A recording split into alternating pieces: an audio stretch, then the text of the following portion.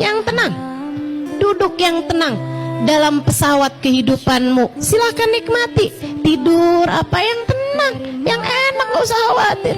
Kan begitu? Dah, mulai hari ini pokoknya inget-inget aja.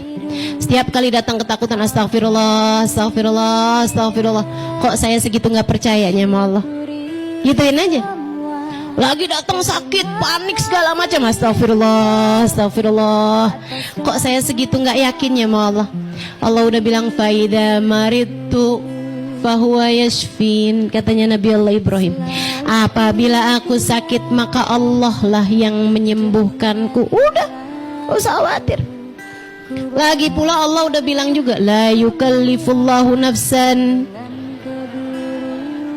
aku tidak akan membebani seorang hamba di luar batas kemampuannya. Udah, Allah yang ngatur kehidupan. Dia bilang gak akan aku bebani hambaku di luar batas kemampuannya. Di dunia ini semua ujian, semua musibah, semua perih, semua luka, semua galau, semua ketakutanmu, semua apapun yang kamu takutkan itu tidak akan terjadi di luar batas kemampuanmu, teman-teman. Gak usah khawatir itu. Gak usah khawatir. Jangan biarkan hidupmu disiksa oleh kekhawatiran. Jangan biarkan hidupmu disiksa oleh ketakutan. Jangan biarkan hari-harimu terpenjara dalam kegalauan. Jalanin hari-hari dengan penuh sukacita. Jalani hari-hari dengan penuh rasa syukur. Kan gitu ya? Makanya kalau saya ditanya, kenapa kita perlu bersyukur dalam kehidupan? Ya karena kita tahu bahwa kehidupan kita ini udah ada yang ngatur. Yang ngaturnya tahu yang terbaik. Jadi yang perlu kita lakukan hanyalah berterima kasih kepadanya, yang telah mengaturkan yang terbaik dalam hidup kita. Insya Allah. Lagi pula nih ya, nih saya kasih tahu, orang itu kalau bersyukur bakal disayang sama Allah. Allah cinta kepada hambanya yang pandai bersyukur.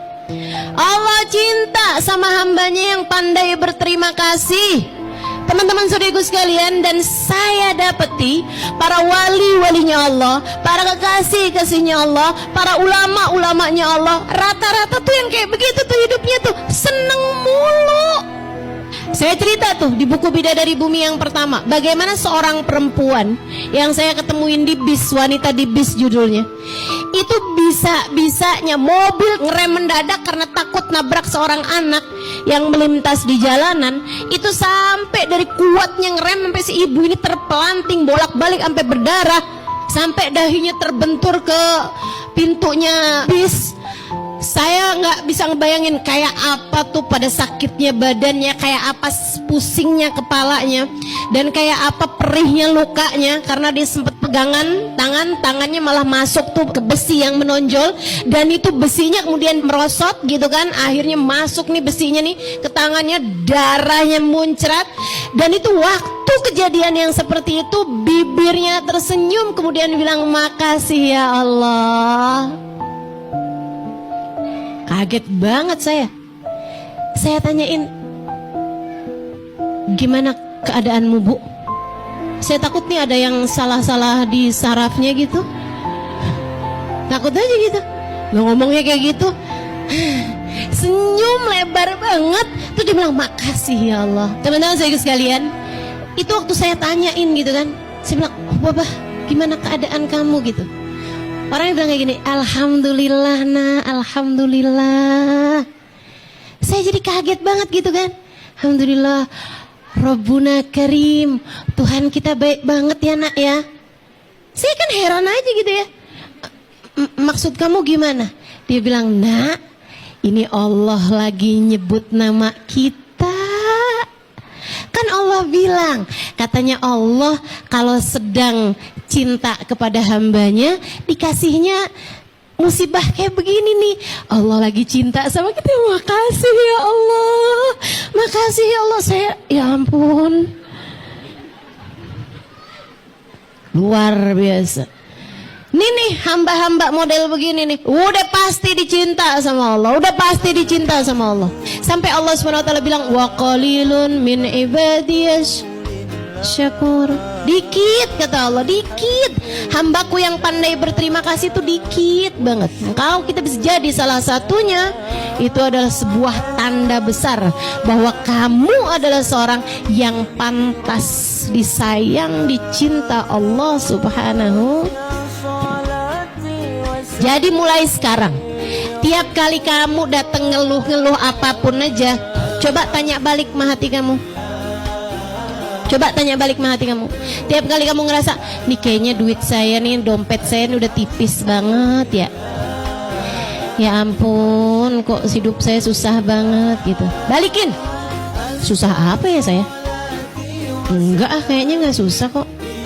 Ini jangan-jangan nih bukan cuman dompet saya nih yang tipis nih. Ini kayaknya ada yang lebih tipis dari dompet, yaitu rasa syukur saya kepada Allah.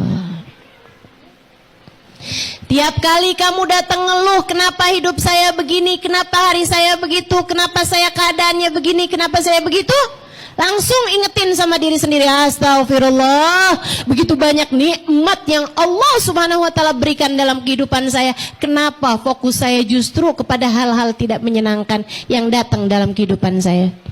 Bu, kalau bisa dipersenin tuh ya, dari 100 yang gak enak palingan 2 bu, 98-nya enak.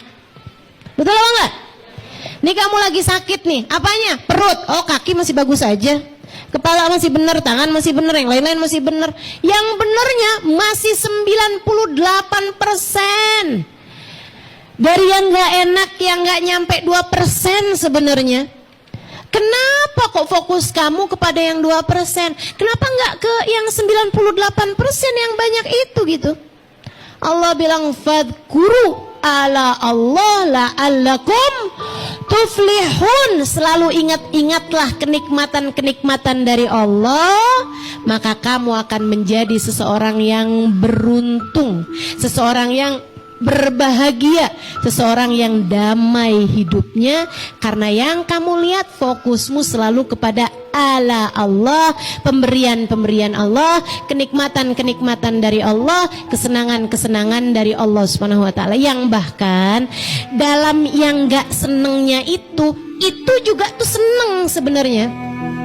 Kayak yang tadi saya bilang, kamu sehat seneng, oh iya itu udah pasti. Tapi sakit pun sebenarnya kalau kamu inget-ingetin lagi sebenarnya seneng juga. Kok bisa?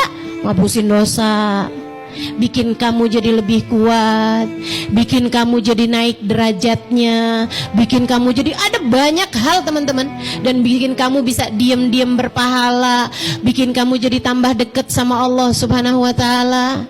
Itu ada banyak banget kebaikan-kebaikan yang kamu bisa dapatkan dalam sakitmu tersebut gitu. Makanya teman-teman saudaraku sekalian yang saya muliakan, bahkan sehat perlu disyukuri, sakit pun juga perlu disyukuri.